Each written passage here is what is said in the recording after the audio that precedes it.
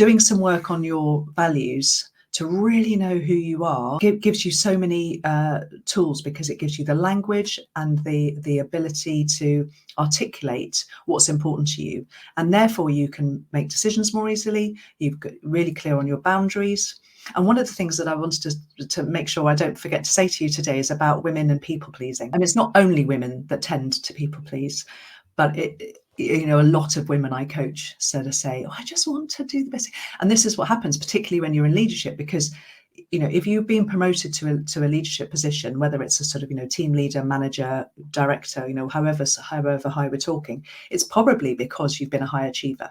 You've done really well at what you do. So you've studied hard at school, you've studied hard at university, maybe if you've done that, and then you're one of those people who say, yeah, I'll do that extra project, or yes, I can do that task, and then you get promoted. And then you get promoted, and so you carry on saying, oh yes, I'll do that. Yes, I can take on this extra project. Oh, don't worry if so-and-so leaves, I can make up the difference. And oh, we've got a headcount freeze now, so I can't recruit anybody else. Never mind, I'll just work extra hours. And we do it, and we do it, and we do it.